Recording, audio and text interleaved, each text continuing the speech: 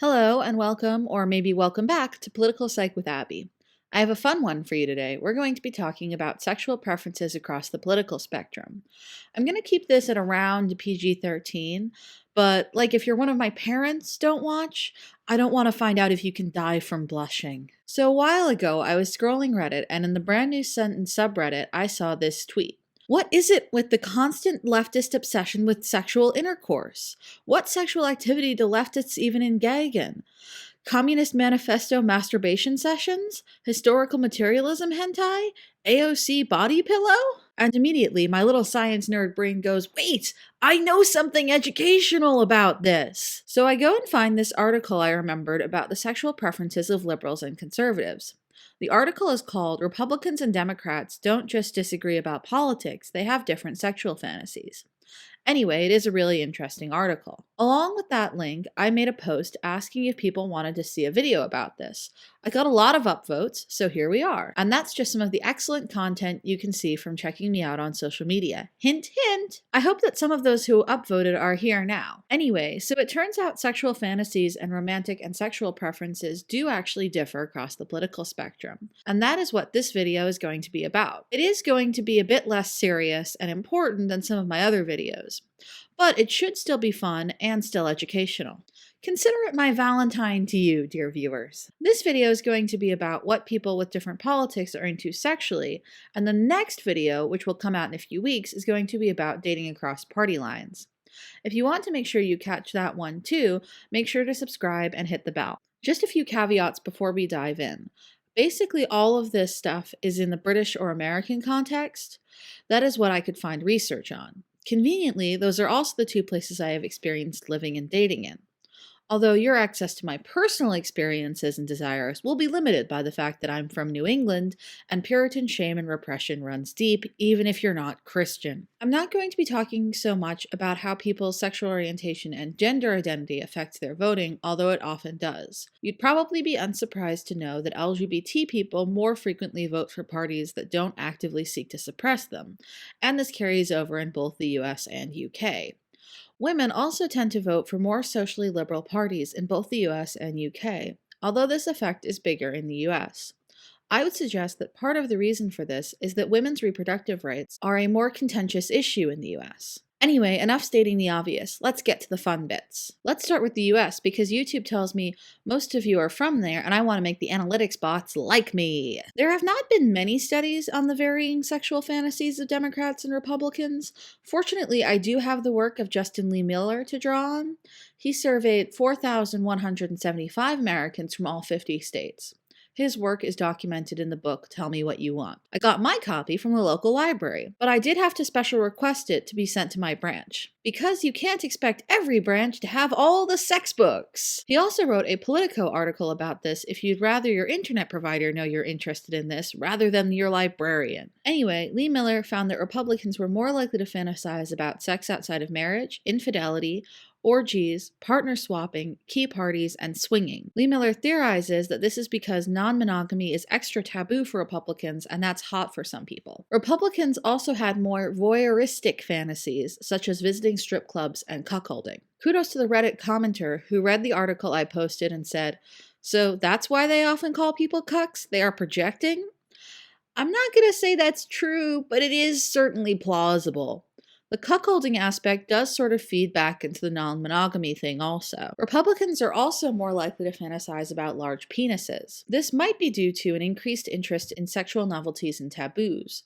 However, it might be that Republicans see big dicks as a symbol of the power and toughness they value. Republicans are also more likely to have fantasies containing their younger selves.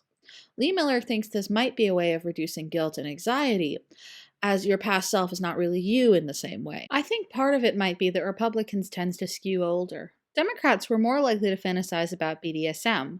The largest divide between Democrats and Republicans was in the masochism aspect, deriving pleasure from the experience of pain. In Politico, Lee Miller theorizes that this also relates to taboos, as equality is a big aspect of democratic values. To me, that does not really explain why the biggest difference is in masochism, as this does not relate directly to inequality. I think part of it might be that liberals tend to put more weight on the harm moral foundation, so hurting or being hurt may be more taboo for them. BDSM. Honestly, that is just an educated guess, though. If you want to know more about moral foundations theory, check out my video on attitude formation. Interestingly, in his book, Lee Miller puts forward a second theory for Democrats being more likely to fantasize about BDSM. He argues that Democrats are attempting to fulfill psychological needs, because they have less of a need to escape societal restrictions than Republicans do. In this case, the psychological need is escaping self-awareness. I think both of Lee Miller's theories might be true, but it is weird that he presents different theories in Politico and his own book. Democrats were more likely to fantasize about intimacy and social bonding. Lee Miller figures that this too is motivated by a psychological need, in this case, feeling validated and loved. Democrats are also more likely to have gender-bending fantasies. Lee Miller theorizes that this is sort of a chicken and egg thing, because people with, as he puts it, gender-bending interests may be more likely to be drawn to a party more accepting of that. However, it may also be that in a party that espouses gender equality, more people are willing to acknowledge this part of themselves. Republicans and Democrats fantasize about politicians to a fairly equal degree. About 1 in 10 from either party has ever fantasized about a politician. These fantasies do sometimes reach across the aisle. Sarah Palin was a very popular fantasy on both sides of the aisle, but more so with Republicans. To quote Lee Miller writing about his findings in Politico, following Palin, the next most frequent mentioned politicians in Republican fantasies were John F. Kennedy, Bill Clinton, and Nikki Haley, while after Palin, Democrats fantasized about Barack Obama, Bill Clinton, and Hillary Clinton. Note that my data were collected in 2014 and 2015 before the Trump presidency began and only into the early days of his campaign. At that time, I received only one fantasy about Donald Trump in the entire dataset. Interestingly, straight people were more likely to fantasize about politicians. At first, it would seem that men fantasize more about Republicans and women about Democrats, but mostly that is just an artifact of which specific politicians people are into. It's not so much that men are into Republicans as that they are into Sarah Palin. With women, it's mostly just that Clinton, Obama, and JFK are the presidents in living memory that people think of as attractive or sexual. Now let's see if these fantasies actually play out in real-world actions. Well, Republicans may cheat more. A study based on the Ashley Madison data leaks found that they were more likely to use the cheating-oriented website than Democrats. Libertarians were more likely than Republicans, but given the typical use of the term libertarian in America, it is likely that many of these libertarians vote Republican. However, Atemi, Crabtree, and McDermott found that those who cheated more were more likely to have liberal social attitudes. Although liberal social attitudes don't always mean someone is not a Republican. I think the likely reason these studies had varying but not necessarily conflicting outcomes is that one is a self-report while the other is based off of data from a specific website. Data about real behaviors is often better than self-report data. However, in this case, the Ashley Madison data is flawed as it comes from one website. So maybe Republicans cheat more, or maybe they are just more likely to use Ashley Madison to do it. But what about forms of non-monogamy other than cheating? Before I go into this, I should explain that polyamory means having romantic or sexual relationships with more than one person, and swinging is about sexual experiences outside your primary relationship. As far as my very monogamous self can tell, polyamory has a relationship component, and swinging is more about sexual experiences with people other than your romantic partner. Balzerini et al. Did find that those involved in polyamorous relationships were less likely to be Republicans, although they admit that Republicans were underrepresented in both the monogamous and non-monogamous samples they used. The data on the political leanings of swingers is somewhat more mixed, and I was not able to track down sources as robust as I would like, with some sources saying that they're more likely to be Democrats and some saying that they're more likely to be Republicans. But they are more likely to be Republicans than polyamorous people, at least according to the sources I could find. So it is not necessarily that Republicans are less monogamous generally, but more that they approach non-monogamy differently than Democrats do. Fantasies also have some connection to reality for Democrats. According to Hatemi, Crabtree, and McDermott, those who engage in more S&M are more likely to be Democrats, socially liberal, and to have voted for Obama. I can't tell you if Democrats are more likely to engage in bondage and domination, because the study on fantasies I'm using for this video measured different things than the study on actual sexual behaviors. This can make comparison a bit difficult. That being said, the study on behaviors by Hatemi, Crabtree, and McDermott did find a number of interesting differences in the sexual behavior of Republicans and Democrats that go beyond the scope of Lee Miller's study on fantasies. Overall, Republicans, and those who are socially more conservative, ideologically tend to be more sexually conservative. Atemi et al. Found that Democrats, as opposed to Republicans, masturbate more, and those who masturbate more tend to be more liberal on all attitude dimensions. Maybe that's why conservatives are so keen on nofap. Only kidding, masturbating probably does not make you more liberal. Democrats also typically had more sexual partners over the course of a lifetime. Interestingly, Republicans were found to be more likely to kiss on the mouth. Republicans also engaged in more face-to-face missionary sex. Republicans were also more likely to report being overall satisfied with their sex lives. Wojcik and al. Found that while conservatives frequently report more happiness, liberals display more, so it is hard to tell who's actually happier. Similar effects may be present in this specific aspect of happiness and satisfaction. That being said, if conservatives want to go off and have amazing sex with each other and leave the rest of us alone, I am all for it. Atemi et al. Found a lot of things that align more with specific attitude leanings than party. For example, those who engaged in more oral sex are more conservative on out-group punishment attitudes, meaning they are anti-immigration, pro-death penalty, etc., but more socially liberal, as in supporting gay rights, pro-choice, that kind of thing. Those who have more sex with a woman on top are more conservative on out-group punishment attitudes and more likely to vote for Romney and more socially liberal. That's a bit of an odd mix. Those who have more doggy-style sex are also more conservative on out-group punishment attitudes, but more socially liberal. Sex toy users are more likely to identify as liberal and have liberal social attitudes.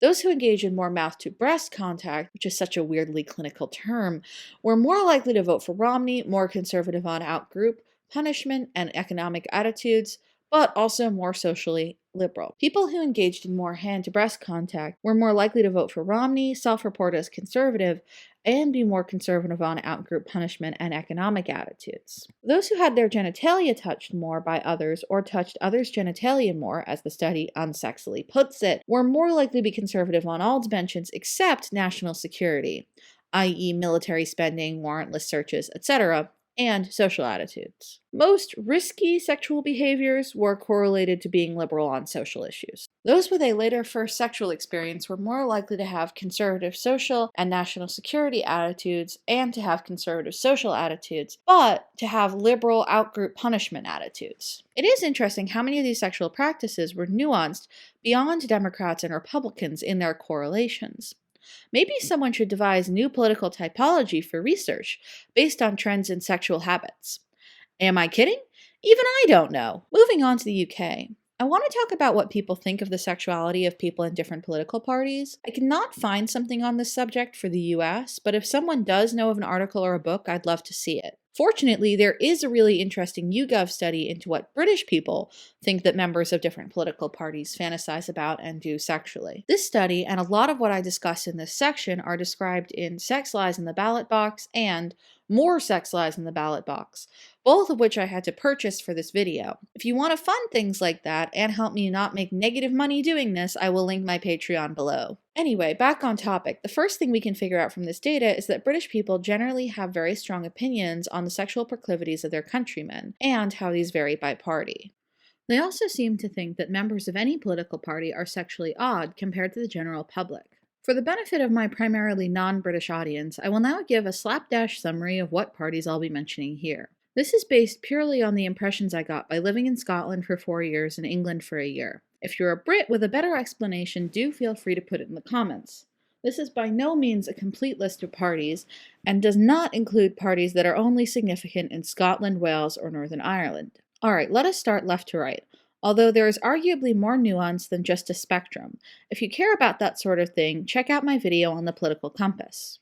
On the left, we have Labour, sometimes compared to the US Democratic Party, but I find that, especially on economic issues, they will at least present themselves as left of the Democrats. They are one of the two biggest parties. Then we have the Liberal Democrats, often called the Lib Dems.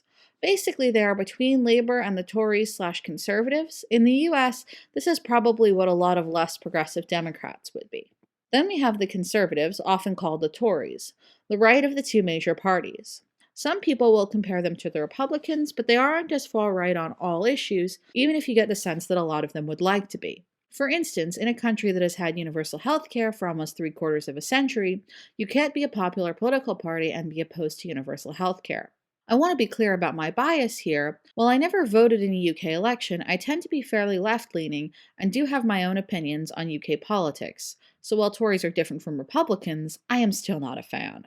Anyway, the other party mentioned in this research is UKIP, or the UK Independence Party. Their primary aim was getting the UK to leave the EU, which has now occurred. The party has largely ceased to be much of an electoral presence post Brexit.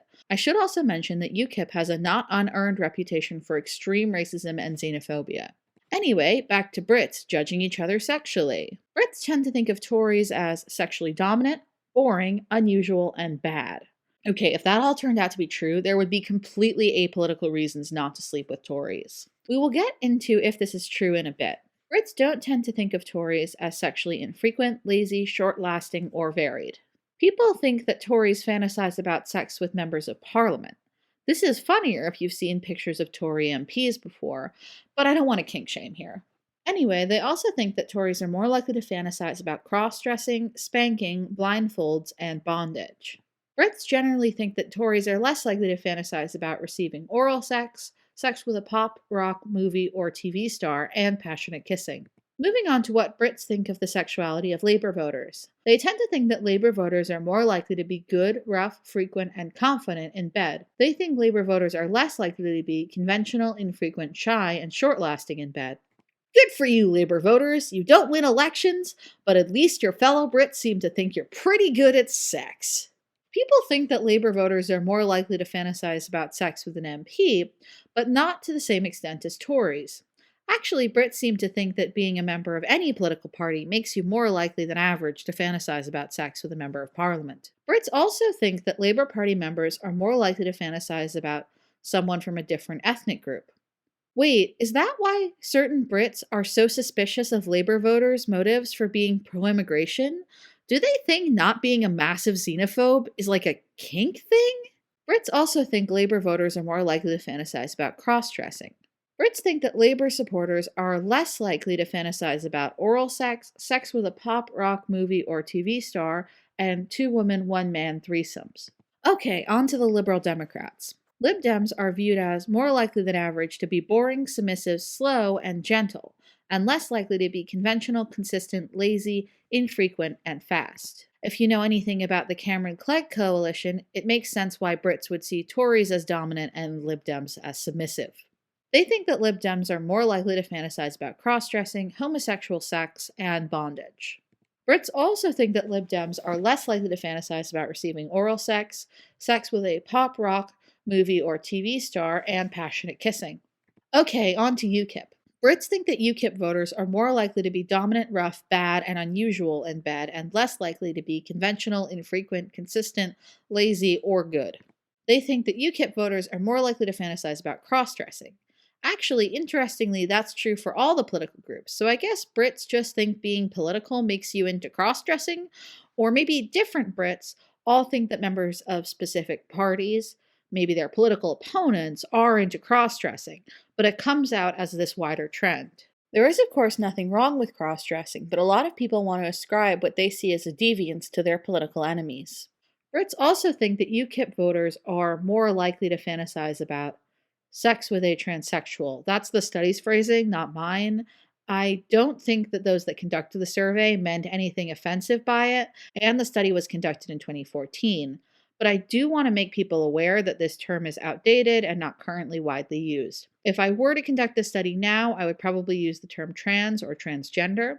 The study uses the outdated term a few more times, but I've been told I should probably only say it once.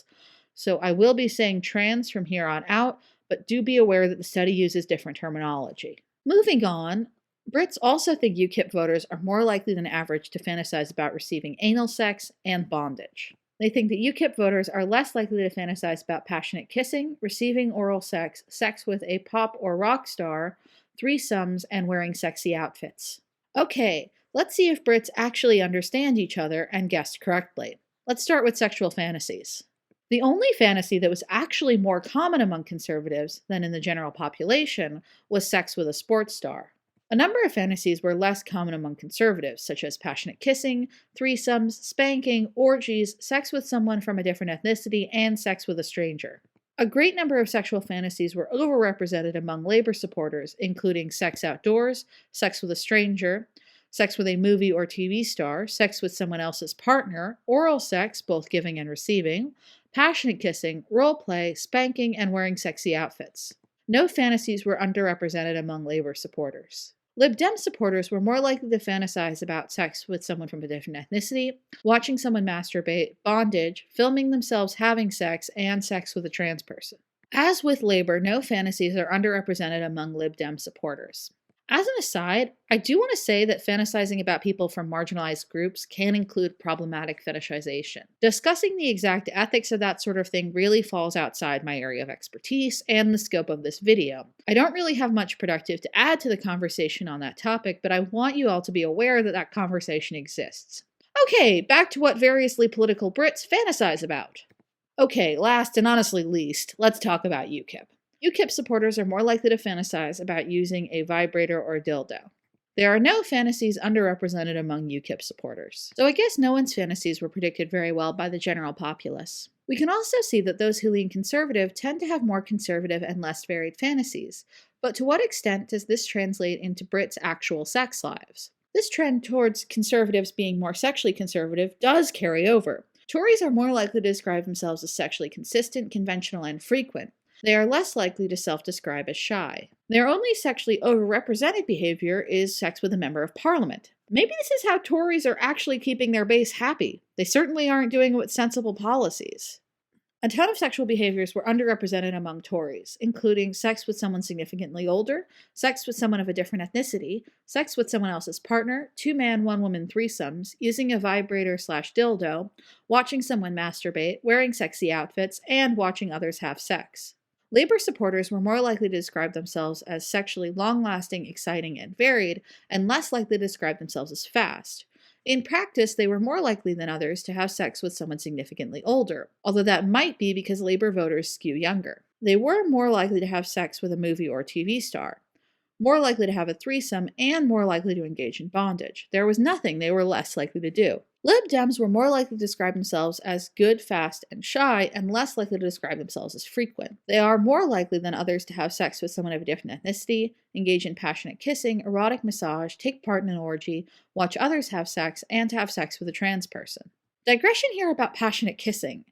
How does this end up over and underrepresented? Do a lot of people out there have sex without passionate kissing? Am I some sort of old-fashioned romantic here? Does passionate kissing not mean what I think it means? I know Brits are allegedly repressed, but these are the people who came up with the term snogging. I've snogged a few Brits in my day, for multiple parties even. Anyway, on to UKIP.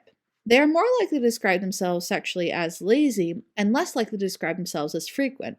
They are more likely to use vibrators and dildos and less likely to have sex with someone considerably younger. Surprising given the average age of a UKIP voter. So what does all of this tell us? It shows us that in the UK, those who are more politically conservative are often also more sexually conservative. It also shows us that there are significant sexual differences across political divides. These results don't show us that sexual preferences impact voting.